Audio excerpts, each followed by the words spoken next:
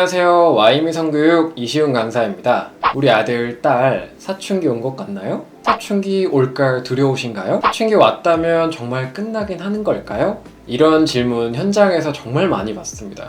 오늘은 이 사춘기의 특징에 대해서 알아보고 부모님께서 어떻게 하면 사춘기를 먼저 알아채고 현명하게 접근해서 2, 3년 끌 게 아니라 두세 달 안에 끝내보는 방법들 제시해 보겠습니다. 현장에서 아이들과 뒹굴면서 많은 부분에 상담을 해보면서 사례에 적용해 본 결과입니다. 영상 끝까지 시청해 주신다면 최소 두세 가지 이상 도움될 거라고 확신하거든요.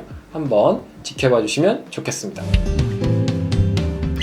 이시훈의 와이미TV. 첫 번째 특징, 억울함과 무기력감입니다. 기승전 억울함, 기승전 무기력. 아무 상황에서나 억울하다고 말하고요, 한 것도 없는 것 같은데 무기력해하는 모습을 보일 때가 있을 거예요. 이거 확실합니다. 우리 아이가 어제도 갔던 학원이고 3주 전에도 갔던 학원인데 오늘은 갑자기 억울해. 왜 나만 학원 가야 돼? 학원이 있어서 그런 거야. 아, 억울해 미치겠네? 억울해하는 단어가 읽힌다면, 감정이 읽힌다면 주목하셔야 합니다. 우리 아이가 억울하다 혹은 무기력하다라고 말을 해오면 부모님들께서 아, 내가 정말 큰 잘못을 했나? 큰 상황이 벌어지고 사건이 벌어져서 우리 아들, 딸이 무기력하고 억울해하는 거 아닌가? 이런 식으로 생각들을 많이 하시더라고요. 그런데요, 그럴 필요 딱히 없으세요. 정말 문제가 있어서, 이유가 있어서 이렇게 억울하거나 무기력감을 보이는 경우도 분명히 있습니다.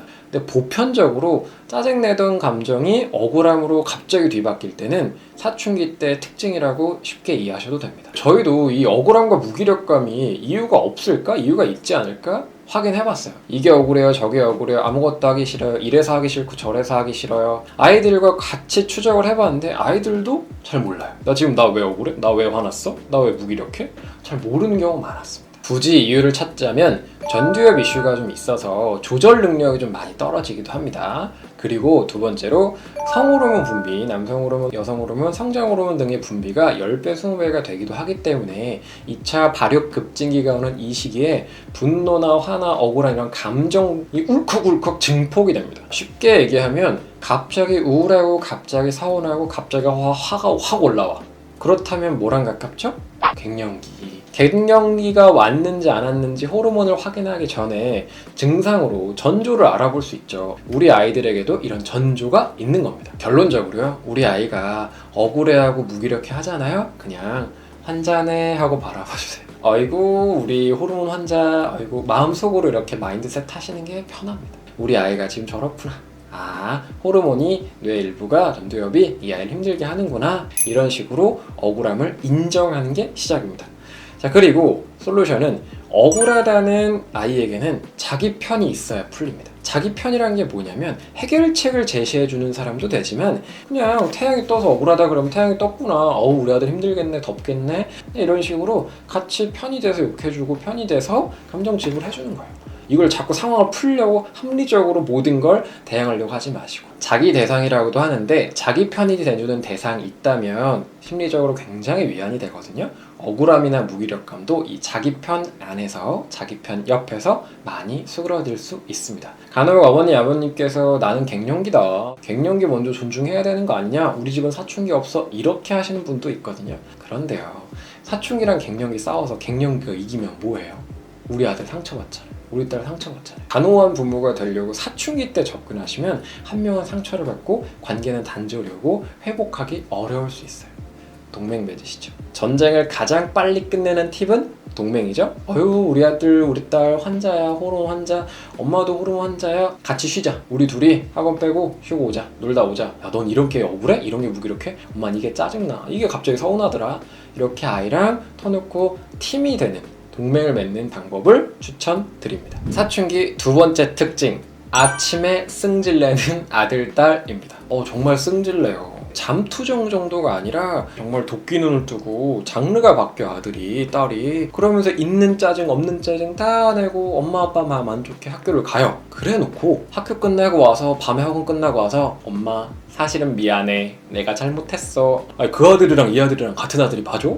그 딸이랑 이 딸이랑 같은 딸이 맞아? 하실 수 있어요. 자, 많은 집에서 발견되는데 이거 너무 일반적이에요. 아침에 굉장히 호르몬 주기가 다르고요. 아침에 예민하고 짜증내고 본인이 너무 힘들 때가 많아요. 몸의 변화 때문에 그래요. 정말 내가 탈진할 정도로 운동을 많이 했고 다이어트를 하고 있는데 거기다가 잔소리가 들어가는 느낌인 거예요. 그래서 추천드려요.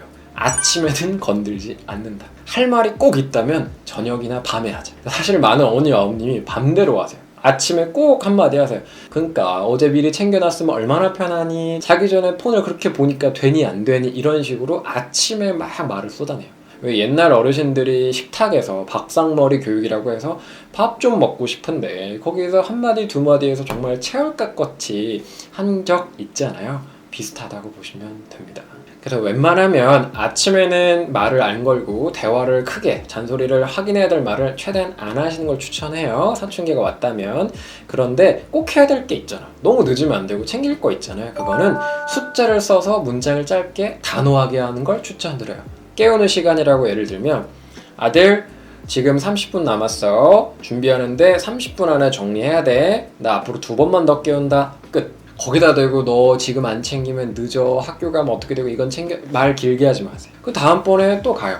2번 더 깨운다고 약속했죠? 아들 지금 15분 남았어. 한 번만 더 깨울 거야. 이제 한 번 남았어. 다음번에 가서 아들 마지막이야. 지금 5분 남았어. 지금 준비 안 하면 늦는다. 나 못 도와준다. 끝. 엄마는 아빠는 할 만큼 설명했고요. 몇 번이나 반복했어요. 학교가 조금 늦고 준비가 좀 미진하더라도 아들이 정신이 좀 돌아오고 나서, 우리 딸이 학교 다 지내고 나서 돌이켜 봤을 때 엄마 아빠는 충분히 할 것 했는데 내가 잘못한 지점이 있구나 반성할 수 있어요. 어차피 오전 아침 시간에 해야 될 말이 잘 안 들어간다면 그때 굳이 감정 소모하지 마시고 해야 될 정도 조언만 하고 저녁이나 밤에 이 내용을 복기해보는 방법으로 현명하게 대처하시는 걸 추천드립니다. 세 번째 특징, 샤워 시간 길어진 아들, 방문 닫은 딸입니다. 자꾸 씻기 싫어가지고 도망다니고 하던 아들이, 딸이 정말 샤워를 30분, 1시간 합니다. 방문 잠근 딸, 안에서 뭐 할까? 샤워 시간 길어진 아들, 그 안에서 뭐 할까? 열어본 적 있으실까요? 많은 분들 열어보긴 하시더라고요. 정말 별거 없지 않나요? 아들들 뜨거운 물 틀어놓고 그냥 물 맞고 있어요. 노래 부르고 유튜브 틀고 그 안에서 정말 가만히 이러고 있기도 해요. 뭐 하자는 거지? 왜 여기서 굳이 이래야 되지? 싶으실 수 있습니다. 자, 그런데 이런 행동의 원인은 자기 공간 갈구라고 이해하시면 좋겠습니다. 여기서 많은 어머니 아버님들이 말씀하세요. 아니, 자기 방 있지 않아요. 아들 기준으로 방은 예전부터 엄마 아빠가 자주 들어왔던 공간이고요. 들어올 수 있는 공간이에요. 쉽게. 밖에 소리가 너무 잘 들립니다. 부엌에서 밥 안 먹어, 다 차려놨어, 빨리 나오라니까 다 들려요. 학습되어 있죠. 그런 공간이라고. 그런데요, 문을 잠그면요, 우리 딸이 혹은 우리 아들이 샤워하러 들어가면요, 잘 안 건드리죠. 그러다 보니까 그 공간은 완전히 편안한 내 공간으로 인식할 수 있습니다. 음악을 틀어놓고 샤워하기, 유튜브 틀어놓고 샤워하기, 뜨거운 물 맞기, 일반적으로 많이들 보이는 모습인데 소리까지 막는 거예요. 소리까지 막혀야 4D로 여기가 내 공간이 됩니다. 최근에 MZ세대 특징 이러면서 밈화, 희화화되는 특징들이 있죠. 에어팟이나 버즈 끼면서 저는 에어팟 껴야 집중이 잘 됩니다 라고 하는 것이 있을 정도로 이 공간 소리에 대해서 보장을 바랍니다. 여기서 많은 어머님들이 좋지 않은 솔루션을 접근하세요. 그냥 생각나는 대로 물세 네가 낼 거야, 빨리 안 나와, 문 안 열어 라고 말씀하실 수 있어요. 좋지 않은 접근이에요. 내 공간을 엄마 아빠에 의해서 뺏기잖아요. 정말 간혹 문고리를 뜯거나 문 열어놓고 샤워하라, 우리 집 문 잠그면 안 된다라는 집도 있는데요. 그러면 밖에서 내 공간을 찾아요. 외부에서 내 공간을 찾으면 어떻게 될까요? 멀티방, 룸카페, 가출 패밀리, 소셜미디어에서 만난 인맥들이라면 어떤 일이 거기서 벌어질 수 있을까요? 그게 더 위험해요. 최근 모 기사에 보면 아파트 옥상에서 술 파티하고 담배 피고 했던 것들이 기사화 되기도 했어요. 정말 어이가 없으실 수 있지만 저희는 너무 자주 목도하는 현상이에요. 정말 집에서 내 공간, 편하게 숨 쉴 공간, 멍 때릴 공간 없어서 도피하고요. 그 안에서 이렇게 사건들이 벌어질 수 있는 겁니다. 결론적으로 물세 정도 내주자. 방문 닫은 거, 잠근 거 이해하자입니다. 사실 이거 지금 시작되잖아요? 평생 갑니다. 아버님, 어머님도 비슷하세요. 아버님께서 대부분 화장실 변기에 앉으셔서 기사를 좀 보세요. 주차를 하고요. 바로 안 올라가. 차에 좀 앉아서 좀 쉬다 올라가. 뭐 해야 될 거, 카톡 온 거 처리하고 통화할 거 하고 조금 멍 때리다 올라가. 그렇게 차라던가 화장실 같이 내 공간에 대한 갈구는 누구나 다 있습니다. 자, 현명하게 룰을 아이들과 잡을 수는 있겠죠. 누구나 바쁜 아침 시간에 그렇게 시간 길게 쓰는 거 매너가 아니죠. 다들 바빠서 늦어질 수 있는데. 그래서 아침에 샤워 오래 하는 건 노인정. 근데 저녁에 밤에 하는 건 인정해줄게. 대신 밤에 네가 마지막에 씻어. 오래 쓰는 사람이 먼저 쓰기 시작하면 남들 다 기다리잖아. 정도로 현명하게 룰을 만드셨으면 좋겠습니다. 마지막 특징. 길에서 만난 아들, 딸, 부모를 피하기 시작한다 입니다. 만약에 우리 아들, 딸이 길에서 만났는데 엄마, 아빠 이렇게 오잖아요. 그러면 아직 안 온 거예요.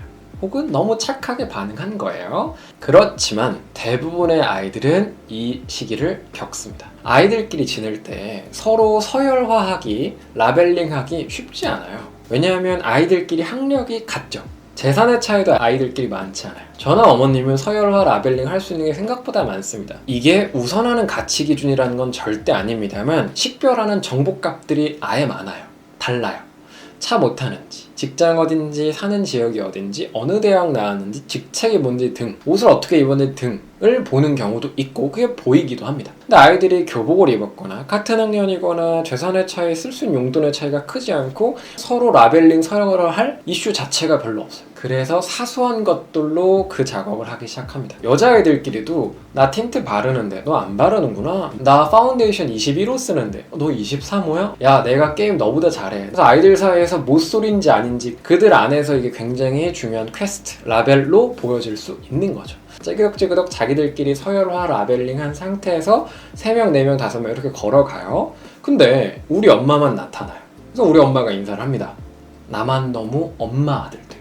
엄마 딸 돼요. 어머님들이 길에서 아들, 딸 만나면 그리고 목소리가 좀 크세요. 아들, 딸 꼭 주변 친구한테 말 거세요. 너가 내 아들 친구니? 내 딸 친구니? 잘 부탁해. 만약에 우리 아들이 여기서 우리 딸이 못 들어서 반응을 안 하는 것 같잖아요? 그럼 목소리를 더 크게 내세요. 우리 아들이 못 들어서 나의 말에 반응을 안 했구나. 아니에요. 안 들은 거예요. 들렸는데 안 들은 거예요. 그래서 길에서 엄마 눈을 살짝 피하거나 반응을 안 하잖아요? 그러면 존중해주세요. 길에서 크게 인사하지 마세요.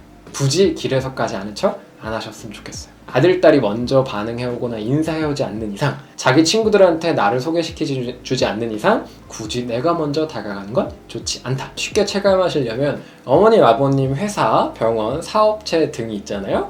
거기 회사 로비에 점심시간에 대표님, 부장님이랑 같이 이제 식사하러 나가고 계셨어요. 근데 갑자기 회사 밖에 어머님의 어머님이 이모 2명과 반찬 5통 들고 와서 인사를 합니다.